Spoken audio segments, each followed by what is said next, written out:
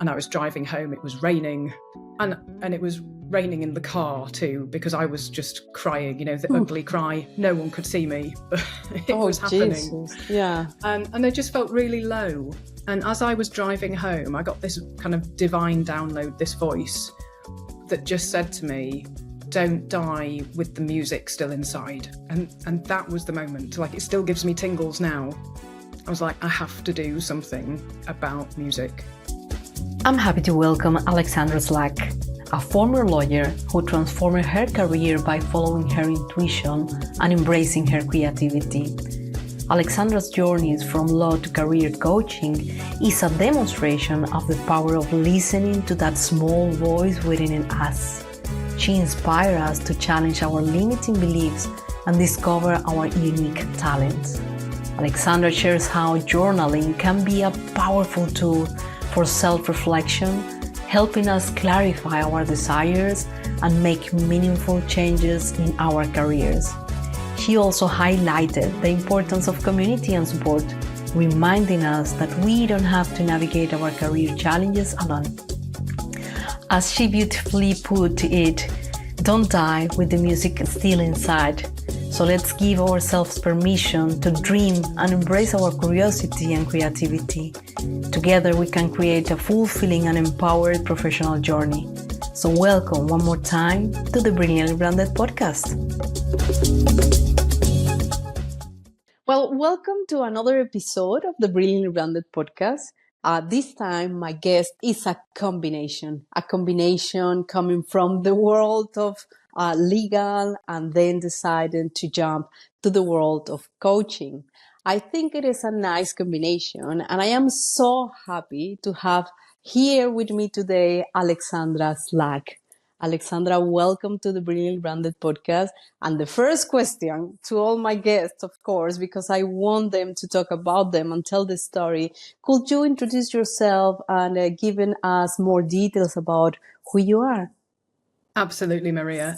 First of all, thank you so much for the opportunity to speak on the podcast. I'm hugely excited to share my story with your listeners. So big thank you. So hello, I'm Alexandra Slack. I'm a former lawyer, dual qualified in the UK and in Luxembourg. And I now work as a career coach predominantly for women lawyers and other professionals to help them create work lives that they really love. So careers that are sustainable, that they enjoy. And I'm hugely passionate about that, having been a former lawyer myself and knowing the challenges and constraints and difficulties of forging a career which is meaningful in that environment, or indeed choosing to do something else. I love that, what you say, because choosing to do something else is very challenging. I mean, we are not all prepared for that.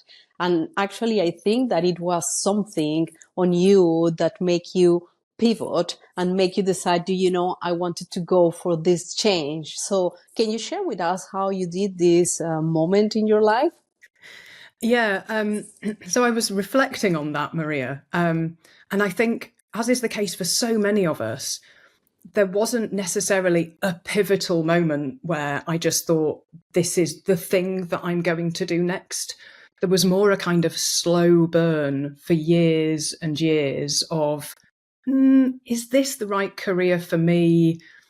Is it giving me everything that I want out of life? Am I able to balance the other elements that I want to do with this career? And sure, it gave me a lot. And there are elements that I really, really love about being a lawyer, which now I've had to give up slightly. But I think it was more a very slow transition and increased questioning that brought me to the moment where I started to do some coach training and then followed that journey a little bit further. There was in that, of course, some moments which I can pick out where it became clearer, the path that I wanted to take. And so, when I was in that soup of not really knowing, is this right? I remember, as we all do, going to Google, that has the answer to everything, and just trying to ask it loads of different questions, like, what do lawyers do with the skills that they have if they don't stay in law?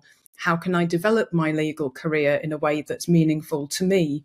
And in all of these Google searches, I eventually found a woman who wasn't a lawyer. She was in the UK and she was advising small businesses on marketing and business development. And I thought, oh, that's interesting. What's her background? She'd trained as a teacher in England and then subsequently done coach training. And I thought, not heard about that. Where did she train? And I followed the link through and looked up the coach training provider. And I read their website. And that is one of those moments of, I just realization. Exactly. I knew I had to do that initial training. It spoke to me on a level which I wasn't used to. It was, now I would say, it really resonated with me on a kind of body and heart level. And it was at that point, all the things that law wasn't to me. So it was experiential training. It was, be in the room, learn something with other people and immediately have a go at it, even though you might fail. Yeah. So totally, step out into your discomfort zone in front of other people. So none of your book learning, write it down, consider it, think about it, have the advice ready and be perfect before delivery. It was about practice. It was about failure. It was about celebrating the triumphs and the failures at the same time. And there was a part of me that just knew I needed that. So that's the first step that I took. I put myself into that room and I did that training. And that really started me on the journey of coaching. I really like that. I really like being with people. I really like the transformations that you can have when you're open with emotions and not suppressing them, when you're bringing your full energy to something and not trying to fit necessarily within a system and do what you think that system requires of you. So that really started my coaching journey. And then there are other moments along the way, which, we'll maybe come to in part of the rest of the conversation. Yeah, this is a journey, as you will say, and I see that the challenges start with in ourselves, because when we start to wondering, okay, where I am going, how I'm going to really make a change, and going for the things that make me feel identified, make me feel good, make me feel that I am doing the right stuff, and giving that step is probably the most challenging part of this journey. And making that decision, actually, when you mention, I decide to go and be trained, I think that most of the coaches, we all have been in this process of calling ourselves coaches without going through the training exactly, because we have been just delivering content or feeling that we can help people. But how important, and I'm talking as well from my side, because I live the same process. And when you go and do the professional part, receive the training, this is a huge difference. This is something that really makes you realize many things. So I'm so happy that you share that, because I know that many people that are listening to us, especially all those that are in the coaching sector, are feeling identified in the way that, yes, I mean, doing the training and receiving all these special things that you are living when you are there, it's something for me have been an amazing experience. Yeah, I think there's something really special, Maria, about being in the room, right, with the other people who are part of the training and with the trainers. There's just something really special about the connections that you have with people personally and in the collective as well, in collaboration. And it's very profound experiencing, witnessing other people's emotional journeys in that way, which of course you uncover as part of that training process. And that was really transformational for me, coming from, what is quite a dry profession and one in which you would ordinarily hide your emotions, and not show fear, not showing anxiety, not necessarily even show excitement.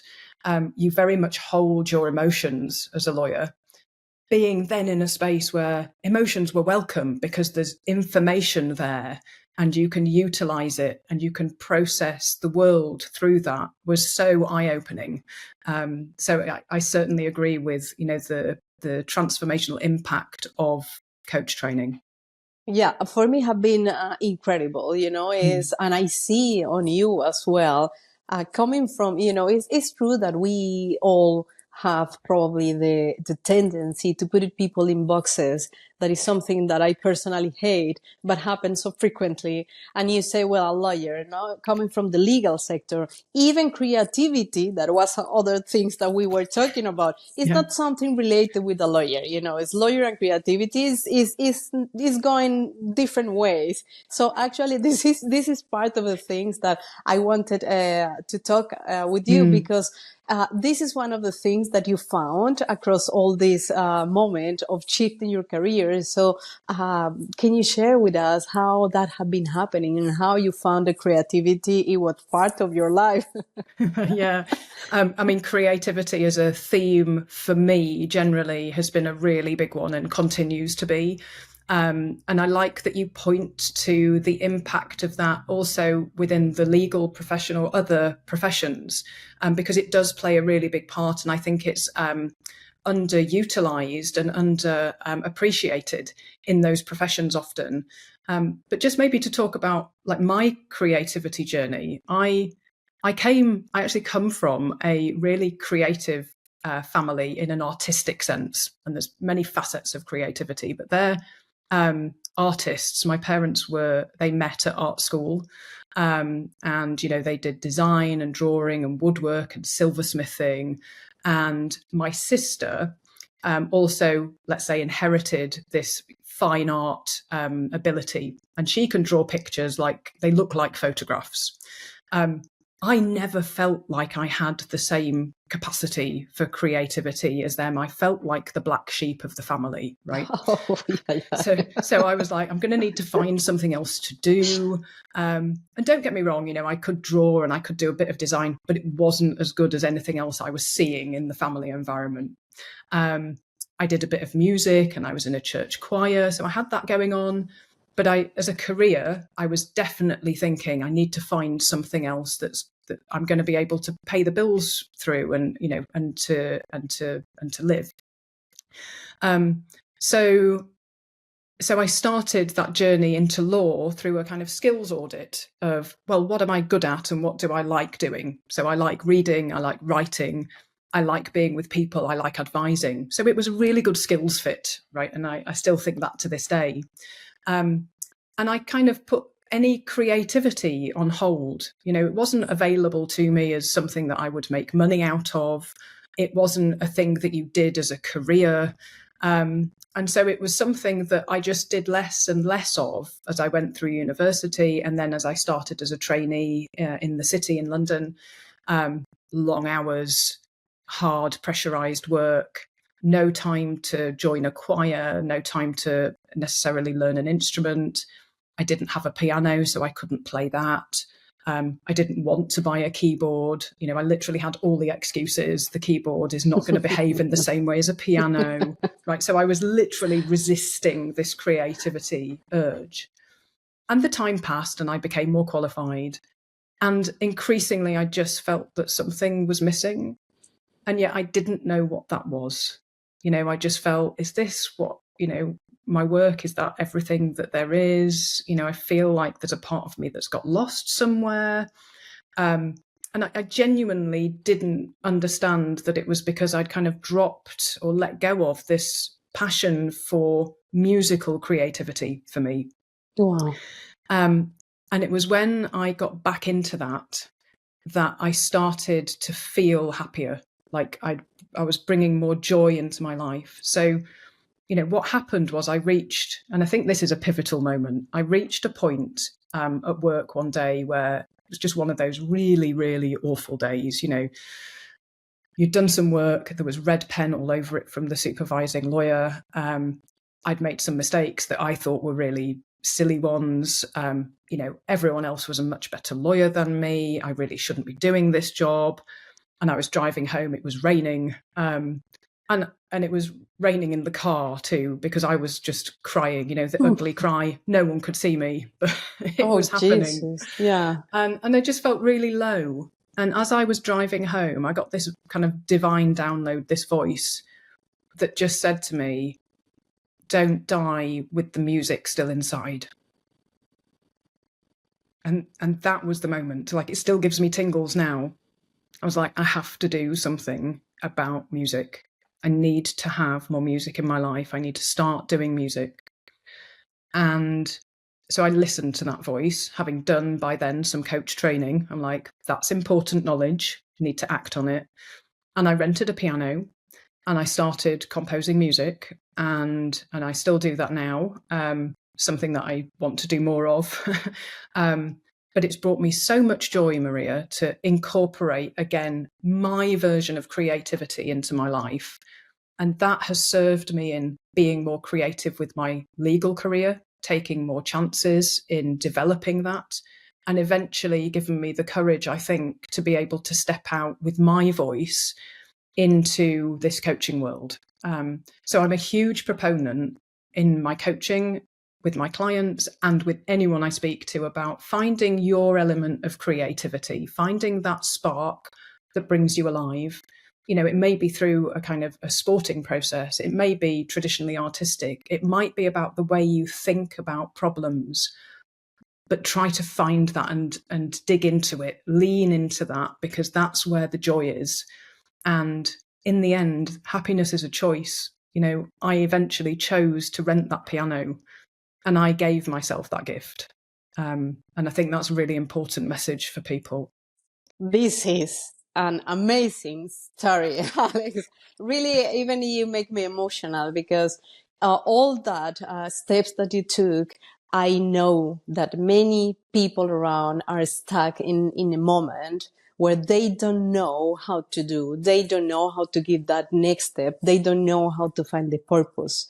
And finding that purpose that given to you joy is the way to live the life. I mean, we only have this life, and we are actually not for living the life that we don't like. We are stopping us to live in the life that we like. And basically, don't making those decisions, don't getting this drive. And I always talk about the willpower, that is something in ourselves that is pushing you to make those decisions. I mean, I don't know if you agree with me, but I mean, willpower is something that pushes you to get in and to continue looking to these things. So for me, it's amazing. This story is really giving me goosebumps even. Oh, thank you. Yeah, I think it's so important, isn't it, to listen to those, like whether it's willpower or an intuition or the still small voice inside us that has that wisdom. Yeah. And it's often, often comes through in like very simple terms, and it's so easy to dismiss it. And I did it for years, or join a choir, sing, do some more singing. Yeah. And I just think, well, I could do that, but I don't have time, and all the excuses. Excuses is terrible. We are all doing that. Yes, it's awful. But the moment I acted on that, what I thought was seemingly obvious, bit simplistic advice, that was the moment that the changes started. Yeah. And it's like I call it like following the breadcrumbs of happiness, right? Yes. Because they seem like little bits of, what's the point in that? Or it's kind of someone's dropped it.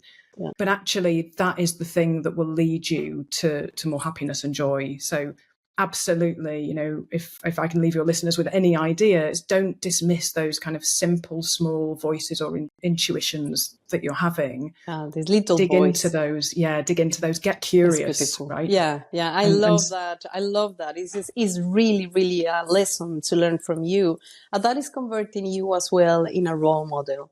I think that is an inspiration for many people. And part of the things that you are doing as well is you are not keeping that only with you. You are actually supporting, you are part of the board members of the association, Lila, that is Lady-in-Law Luxembourg Association.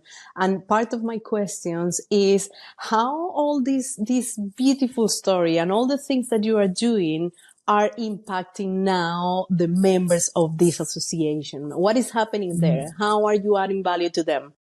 Yeah, God, I mean that's such a massive question, isn't it? Yeah, sorry. Where to start?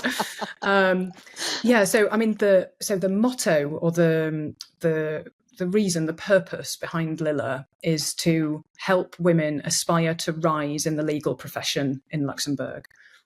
So the way we do that through the board is often we have a number of networking events throughout the year. We also have other training opportunities and other speakers.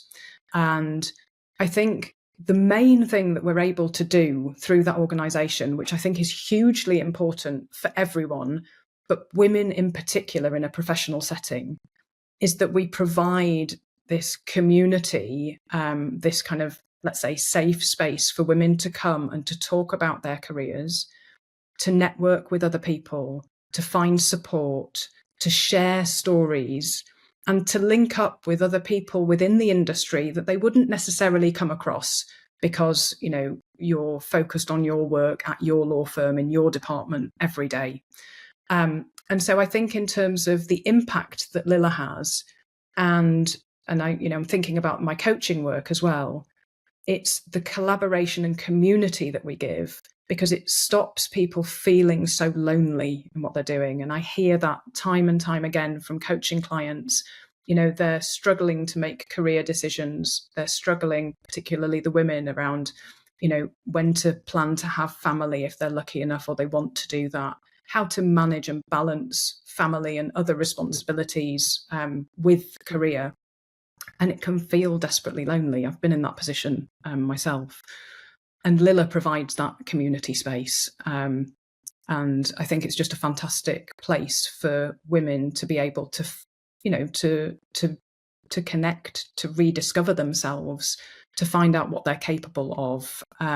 Yeah, so I'd really say it was that. It's the community element. Yeah, as you well said, is I mean, that is a question that can be a long answer for that. Yeah, I know, yeah. I know. I could carry on going.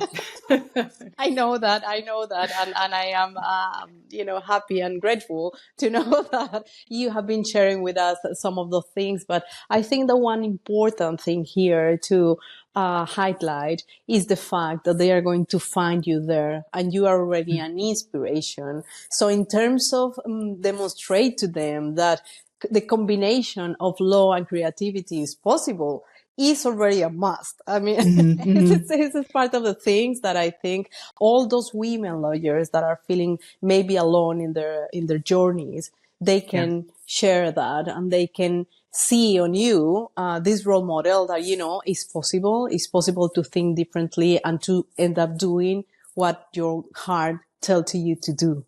Yeah, absolutely. And I think a lot of it is about having a curious mindset, right? Curiosity and creativity are almost of the same cloth, right? Yeah.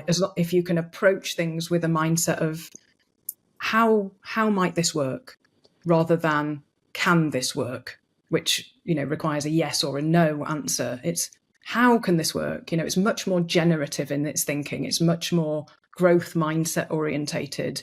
And it's much less constricting and closing down of possibility.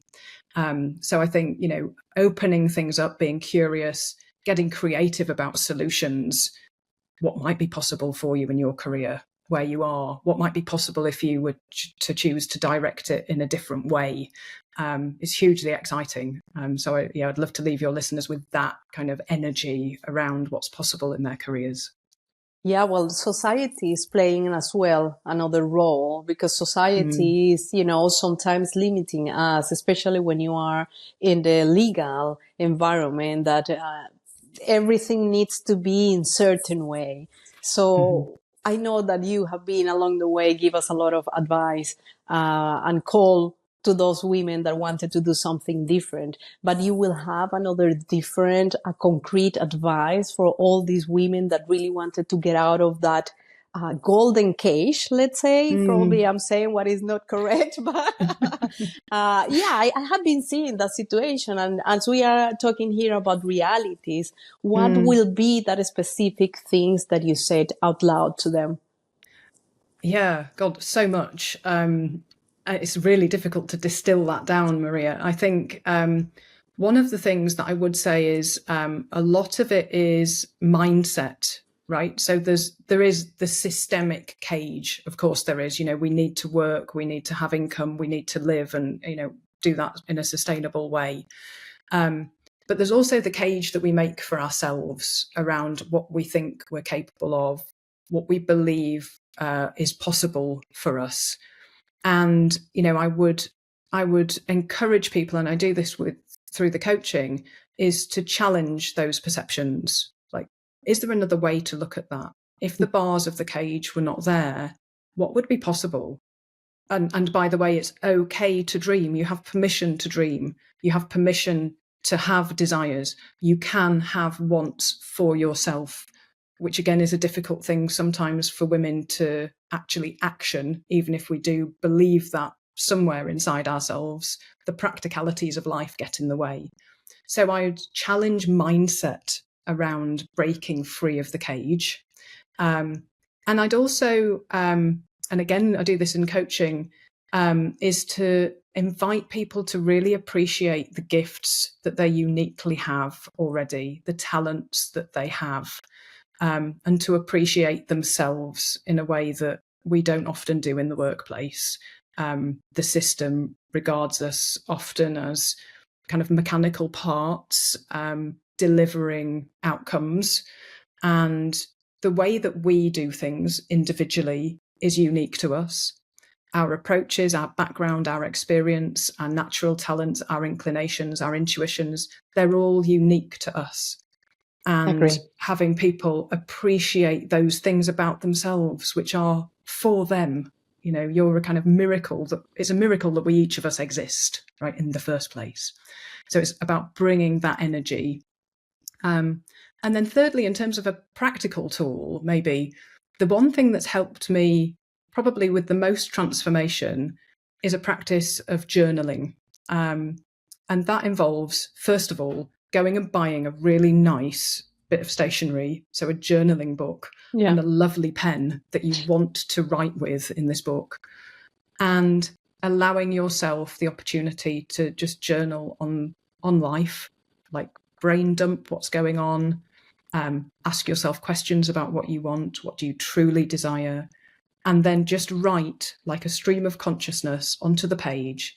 And to do that as a consistent practice, ideally daily, if not every other day when you remember. And over time, you build up this kind of like picture, I suppose, a picture of what your life looks like. So you're able then to reread after a couple of months some of the entries you've made, and you begin to see the themes emerging. What are the things that you're constantly actually worried about? What are your fears really? What do you really want? Like, what are the red threads coming out of that? And when I've done that practice, and I admit, I don't do it consistently all of the time. I find that very hard. But when I have done it, it's been absolutely transformational to see, this is coming up again and again. Not every day, but it's clearly something I should have some time to myself and consider. Or this is something I want to take into a coaching session and discuss or unpick with a coach. Or, this is something I need to act on right now because it's dead important. And being able to see yourself on the page, written in your own hand, is really impactful. So as a tool, I would say, get yourself that journal and start writing. Again, the thing is that you end up coaching all the audience. I mean, this that just you deliver is incredible advice, because actually part of the things that I have been learning across my journey as well is that your brain registers differently the things when you write down and you read your own stuff, like if you was reading a book from somebody else, and you see reflected yourself on that, and so that have a different effect on your brain that affects actually the way that you are doing things, that you are seeing yourself. So I think that, of course, for all those people that wanted to have a coaching session with you, That is absolutely incredible. I think that have been an amazing episode. A lot of people is going to really understand that listening to this inner voice is something very important. And coming from somebody that is a role model. And I am repeating that because I saw you and I have been seeing how you have been doing. And for me, I'm proud of you. I'm proud of the things that you are doing and the way that you are doing, and mostly the way that you are having all this knowledge and all this power and being still so humble in express all your knowledge. So thank you, Alex, for being here. I'm so happy to share that moment with you, this moment with you. And I know audiences will be so happy and enjoying this episode. Thank you, Alex, for being here. I don't know if you wanted to add something else just to wrap up and close this. Well, thank you so much, Maria. I've totally enjoyed this conversation, and yeah, I would love to hear from listeners in the comments. You know, what was the most impactful element of what they've heard in this conversation? What will they take away and run with? How will they develop themselves as a result of listening to this episode? Thank you. Thank you very much, Alex. And I'm sure that they are going to do that because this is impactful and this is lovely. So thank you very much for being here. Thank you so much, Maria. We hope you have been inspired by this content and join us for future episodes of the Brilliantly Branded podcast. We will continue exploring the power of branding and the stories behind successful brands. And remember, if you know a woman who has built a successful brand with a unique approach and a story to share, please refer them to our podcast. We would love to learn from their experiences and share their story with our listeners. Stay tuned for most episodes of Brilliantly Branded, and don't forget to follow us on Instagram, LinkedIn, on our YouTube channel for more branding insights and women empowerment. Until the next episode, ciao ciao.